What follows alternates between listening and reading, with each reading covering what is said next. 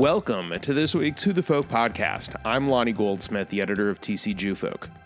This week I talk with State Senator Steve Cwodzinski, who is running for re-election in Minnesota's 49th district.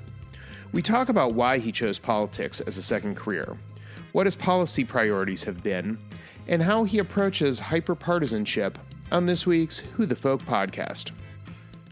But before we get to Swad, picture this: Israel 2022.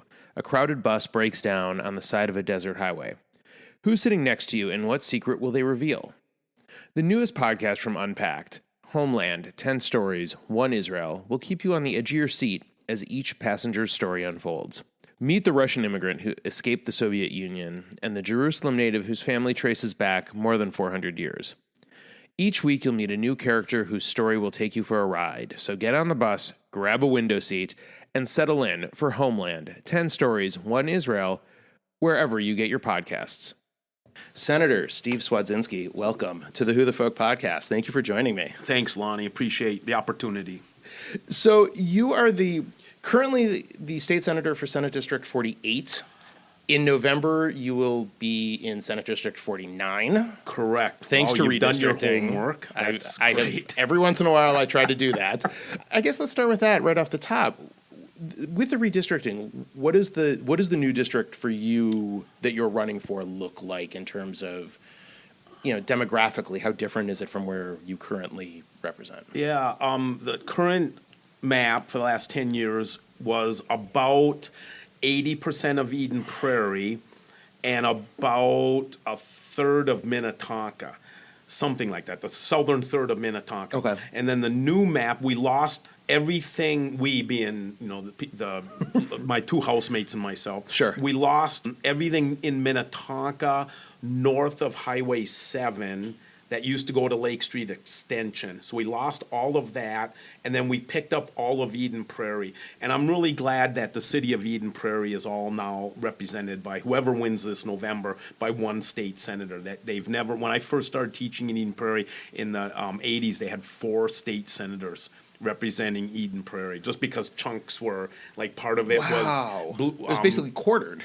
Yes, it was basically quartered, but actually it was more like a little chunk had like one precinct. Okay. Yeah, it was quartered. So, and interestingly, your old Senate district number, 48, is Dan Kessler, Yes. fellow member of the tribe, who we talked to a couple of years ago before the 2020 election, and we'll link to that. That was a fun interview to get to talk to him, is running again for that seat. So I guess, how did the district numbers, how does that change?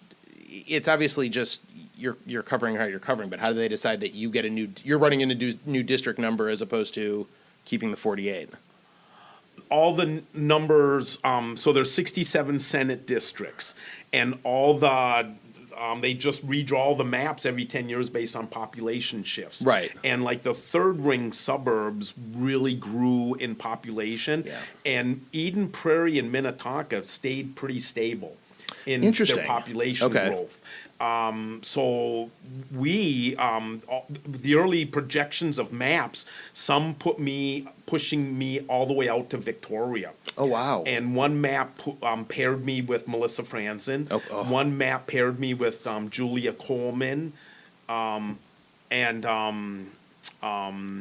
Anyways, but things worked out great. So you didn't have to face sort of inter-party primary situation? No. Much like what happened just north of me. With Kelly Morrison and Ann Johnson Stewart. Yeah. That was just, both those individuals are amazing human beings. I just think the world of both of them, and it was just tragic that they got paired. Yeah, I know. That's sort of the unfortunate unfortunate thing that happens with this sort of redistricting. Melissa and Ron Latz. Yep. Well, Melissa chose not to run in She would have had to primary him. Correct. In a district that largely would have been his old district, mostly a St. Louis Park seat at that point. So you mentioned teaching at Eden Prairie High School. This is your second career in a lot of ways. You've been in the Senate since winning in 2016. And before that, you had taught for more than 30 years at Eden Prairie High School. What was it about running for office that first time that made you think, yeah, this is this is something I could do in my retirement? Yeah, well, like my wife says, I suck at retirement. And so I taught American government for 33 years, 31 in Eden Prairie. And in 2016, I was going to retire. It was going to be my last year teaching. And 2015, 2016 school year. And all of a sudden, I just thought, well, maybe I should practice what I preached in government. And I told the kids all the time, get involved. You got to make a difference. Have a sense of civic virtue and political efficacy and all these things I promoted and preached. And for years, kids now and then, the smart alecky kids would say, so what exactly do you do? How are you involved? And I'd kind of go, oh, it's not about me. I'm the teacher. Try to play it off there. Yeah, and then so all of a sudden the DFL and we got together, and I said I'll run for state senate, and I won. And people that know me know I never regretted a Monday or look forward to a Friday ever in my teaching career. I just, Confucius said, choose a job you love and you'll never work a day in your life. And I really felt that way about my teaching career. And now I found I enjoy being a senator as much. It's just a great thing to try to help people and make a difference in people's lives. And I think what's also interesting is the idea that you can do something like this. Like, it doesn't have to be like an younger in life type of decision. You had retired. You had left your job of 30 odd years and then went to do this. This is something you can sort of pick up and get involved in at any time, which really does feel like something you would preach to your students. I don't know what to say to that. Thank you. And yeah, you're right. I do. I love when like there's a woman running in South Minneapolis who's 25 years old, and I know, and she's like just a bundle of energy, and she's 25 years old, and what an inspiration. I don't know if I'm inspiring young people at age 64. But I know that if I was 25, I would be an inspiration to young people. Like, wow, I'm like 19, and this woman's only a few years older than me, and she's a state senator. That's amazing. And when you first made the decision to run, I guess, how do you learn to be a candidate? Because that's one of those things that anybody who runs, I wouldn't want to do it. I am in awe and have great respect, regardless of your party, of somebody who wants to put their name on a ballot, to actually do good with it, not just to. I have covered plenty of politicians at the local level who just, I'm 98% sure, just wanted to see their name on a ballot, but didn't actually. They were going to be the dog that caught the car. They weren't going to. They didn't actually know what they were going to do if they were to get elected. They just wanted to see their name on there, but. I guess, how do you learn to do those things the first time? Oh man, the learning curve. The expression, I never heard it in my life until I ran, but the powers that be would say you're drinking out of a fire hose. And I'd never heard that expression before until I ran for public office. And it's just the beauty of it is every day is so different. I mean, every day is just different.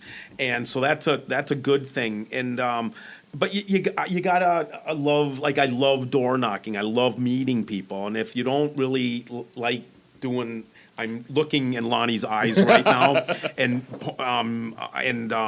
for those of you in radio land, and if you don't like doing this, I think it could be a drag to run for public office. But if you love people and love relationships, that was such an interesting distinction between 2016 and 2020 when we were, running a campaign without the relationship part. Everything, I had to make phone calls, there was Zoom calls, which isn't the same as sitting across the desk from somebody or a table or a screen door. Yeah, it is very. I mean, I'm sure that was a very different experience. And as you're. We're talking, it's the end of the week of Labor Day, so now it feels like it's really close. We're inside of 2 months to Election Day as we're speaking. And so is it easier this year than it was 2 years ago because you get to do those face-to-face meetings and it's easier to listen to people, right, when you're in front of them as opposed to over a Zoom screen. Yes, yes, absolutely, and it is easier. My third time running, like just you have anecdotes, you have examples, you have experiences, and so it just makes it easier. I had never run for public office when I first ran for state senate, and some people, in the party felt like we should try to find somebody that is like on a school board or city council or some kind of experience, and I had none other than teaching American government, which isn't the same as running for public office. And but yeah, the third time, like we had our first debate this Wednesday night and our Tuesday, well, whatever night it was this week, and it was just so much. I was more calm going into it than I've been in the past, just because you're just the knowledge and wisdom I've gained. And is it? I mean, obviously, I think a lot has been made in many media outlets and many pundits, speaking of sort of all levels of government, but there's a certain power of incumbency. But there's also, this year, especially at the state level, where the borders are a little bit different. You're picking up new constituents that you haven't had before. Is the power of incumbency as strong as it might have been a couple years ago? I think one area where, and I know this is probably something I shouldn't be saying, but as an incumbent, but challengers right now, in Eden Prairie, we lost our hard print weekly newspaper. Oh. And, as a challenger, that's how you inform the citizens, through letters to readers and paid ads. And you held up the paper at the dinner table and talked about the article you're reading about the challenger. And now Eden Prairie has an online version of it, which is wonderful, but I don't know if it's the same as that hard copy. And but we'll find out. But yeah, it's tougher. It's the challengers, especially with respect to what is demise too strong of a word of our weekly newspapers. No, I don't think. I mean, and I worked at a weekly covering Burnsville for almost 4 years, and we were headquartered in Eden Prairie. So with the Sun newspapers. So I love that time working for a weekly, but I think it's and I know that the letters to the editors that we got and the endorsements that we did at the paper, like those carried weight. Like the candidates really wanted those endorsements from us. Like those meant something. I'm not sure they do quite as much now, but the letters to the editor, like they were like really well organized campaigns. People writing letters to support their candidate, and so I think not having that probably hurts somebody who's a newcomer at, or at least not the incumbent at it. Yeah, I do think that makes a difference. So, what was it about government that, as a teacher, not as a politician, teaching government that people teach there's all kinds of social studies type things to teach. What was it about the American government track that really kept you dialed in there? Well, the curriculum changed every day. I mean, that's the beauty of teaching an American government class. I mean, I walked in, back to the morning newspaper. I walked in with the Star Tribune in my hand every morning and said, here's what we're going to talk about first today. And it was whatever was in the paper. Yeah. And I always tried to spin it in a constitutional point of view, because that's how I taught my course, is from a constitutional perspective. And so whenever anything in the paper, I'd get up in the morning and look over the morning paper and find some constitutional issue that I could talk about in class that day. So that's how I began every day of my class. And so I love teaching government because it changed. It was never the same. And it was so interesting. Sometimes I talk about my heyday of current events was 98 through 01, because we had an impeachment of a president for the first time since 1868. We had the Electoral College not reflect the popular vote for the first time since, 1888 or something. And then we had attack on our nation's capital for the first time since the War of 1812. Yeah. And all three of those things happened in a 3-year period and hadn't happened in over 100 years. Wow. So it was and it was just... tragic that, of course, 9/11 Yes. was not, but as a teachable moment to talk about foreign policy and the power of the presidency and all those things that, you could talk about. But that was a tough week teaching 9/11. Oh, I'm sure. Yeah. Kids were really scared and confused. I mean, I was 27 at the time. I was fairly confused also. I mean, I can only imagine what a 15, 16, 17-year-old would have thought. Yeah. As you've, run, have you gotten your former students involved in your campaigns at all? Have they wanted to come in and volunteer? We and call them whatnot? the SWAD Squad. And yeah, they're in 2016, big time. A lot of students came out of the woodwork. And that was great because I was still in the classroom, so I kinda, okay. Yeah. And then since then, a lot of them have kept in touch. And I had a fundraiser last night, and quite a few former students stopped that's by. great. Yeah, two of them were the speakers last night. A graduate from 1992. Wow. Spoke about what I was like as a teacher, and then one from maybe 2010 or something like that was the other speaker. As you've sort of settled in, you've become certainly, I don't know how established you feel, but obviously 6 years in the Senate, you've somewhat established at least. How have you sort of developed your policy priorities as a legislator? Oh, that's a great question. I don't know if they've changed that much. I mean, I'm so lucky that the two things I'm most passionate about, the environment and education, I'm on both those committees. Okay. So I really scored, if you will, that the things that I believe in my fiber are the two most important issues. I'm on both those committees, and that's still the same. The only thing that's kind of picked up this year, as far as besides environmental and education issues, is certainly women's reproductive rights, and then the other one is public safety. I'd say at the door when I go door knocking, public safety is the number one thing people want to talk about. Okay. Yeah. I'm curious. I think people have a perception of the suburbs of sort of having maybe different public safety challenges than than the cities themselves do. Are those? Do you think those questions are more reflective of like what they're at? Not to say their concerns aren't legit, but are they more reflecting what they think of in like Minneapolis and St. Paul, like in the city challenges versus what's actually happening in the suburbs? Yeah. Or are there some of those concerns or things that they're seeing in their day-to-day in Eden Prairie? I think three quick answers. Well, we did have that incident at Shields in Eden Prairie last week of a young man asking to see a gun, and he had already some bullets on him, and took his life in the store. So I mean, it is gun violence is happening out in everywhere throughout the country. So it's not just a Minneapolis, St. Paul issue, and so we've got to get a handle on gun violence in this country. During the debate on Wednesday night, it came up, gun violence, and the Republican opponents said they didn't favor any regulations, and my retort to that was walk into a classroom and tell a classroom of students there was another school shooting today, and look at the looks on their faces like I had to do after Red Lake and Columbine and Sandy Hook, and you just look the look on kids' faces when you talk about there was another school shooting today.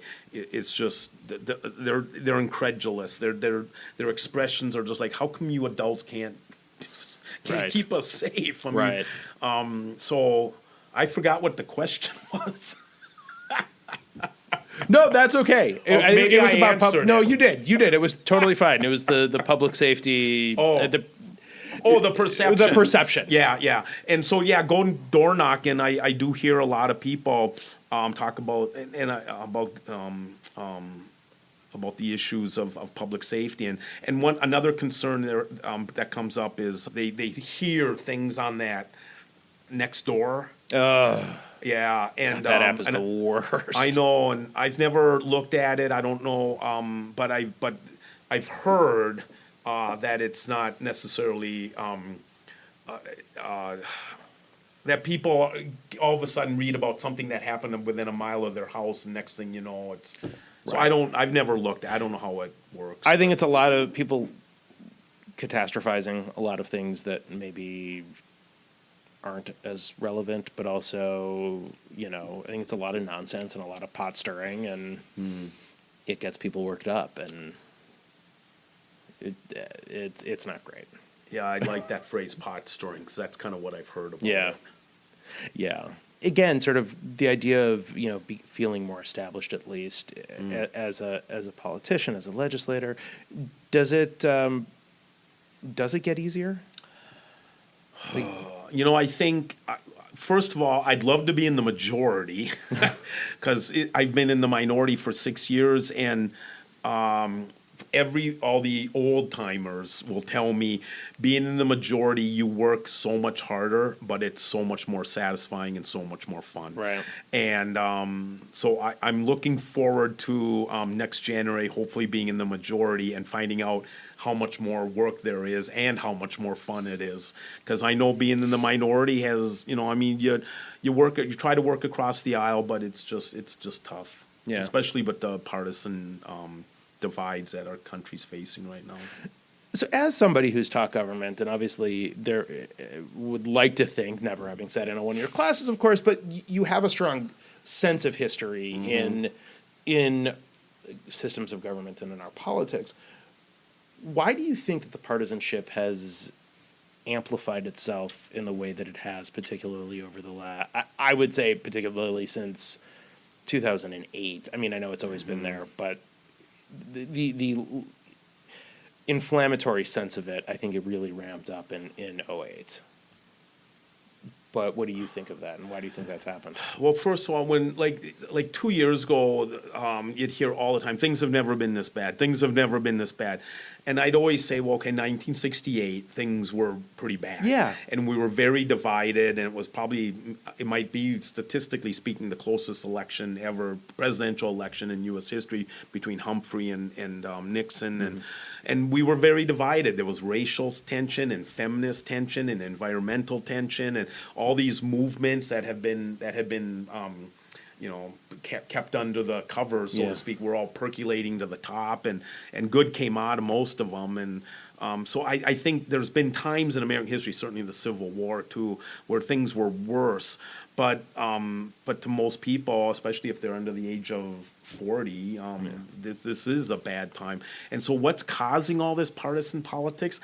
I don't know, but it's I'm just doing my best, because I'm the co-chair of the Civility Caucus. I'm the Democratic Senate lead, and our attempt is we meet once a week as the four of us, a senator, Republican senator, Democrat, myself, Republican House, and Democratic House, and we meet once every week or two and try to figure out ways we can do bipartisan, bicameral, getting people together. And people just don't really want to jump on board and support our efforts. And I wish I could look at you in the eyes and say, oh yeah, the 201 legislators, when we have meetings and we provide a free lunch through a couple of generous donors donated free lunches, and so we invite 201 legislators. I don't even want to tell you how few show up. Oh no. Yeah, but I mean, it's just, and so what causes all this? And you always hear older people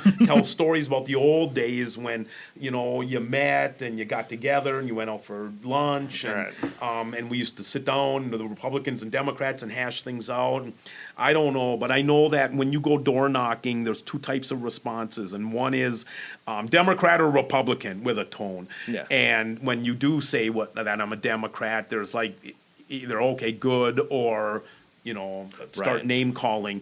And then the other response I get is they don't even care what party. It's what we started with today. And thanks for your willingness to serve. Yeah. And those are the two types of people I meet at the door.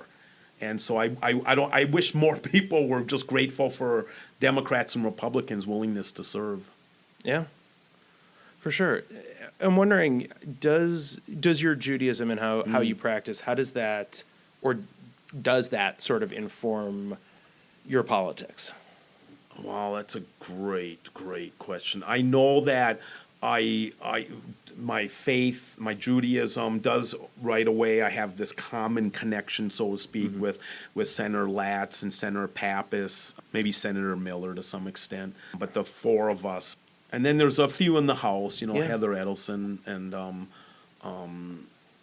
Frank Hornstein, of course. Frank Hornstein and Emma from South Greenman. Minneapolis. And so it's just fun. Fun's not the right word, but you have a common connection. Mm-hmm. But I don't know if it affects my role as a legislator. I never really thought about that. Okay. I was just wondering if your faith values informed your political values. Yeah, I don't know. Okay. No, it's all right. We'll do that at the next podcast. Yeah, I'll give that some reflection. No, that's all right. Well, before we let you go and get back to campaigning, last couple of questions we always like to end on. What is your favorite Jewish holiday? Hanukkah. Okay. Because it's just fun. And you got a granddaughter now, so you get to see it through her eyes. Yes, and grandson. And grandson. Right. Okay. Yeah, it's Hanukkah, for sure. Yeah. Yeah. All right, excellent. And what's your favorite Jewish food? Oh, God. Haroset, maybe? Oh. Excellent choice. Yeah, I got to go with that. And potato latkes, but it's so hard to find. It's the only thing I make is latkes. Okay. That's it. That's the Cwodzinski tradition. Is me as my wife's a wonderful cook, so she does. But I do make the latkes for Hanukkah, and but they're not as good as my grandma's was. No, But you make them though. That's the start. Yeah, that's the tradition. What your applesauce or sour cream? Applesauce. Okay. Sour cream, baked potato, but latkes, applesauce. All right, fair enough. Well, Senator Steve Cwodzinski, Swad, thank you for joining me. I really appreciate it, and best of luck to you through the rest of this campaign season. Thanks, Lonnie. Thanks for the opportunity. Thanks for having me today. Absolutely. The Who the Folk podcast is part of the Jew Folk Podcast Network, a product of Jew Folk Inc. Please subscribe, rate, and review the show wherever you get your podcasts. If you have suggestions for other podcast guests, please email them to me at editor@tcjewfolk.com. For our other shows, check out tcjewfolk.com/podcast.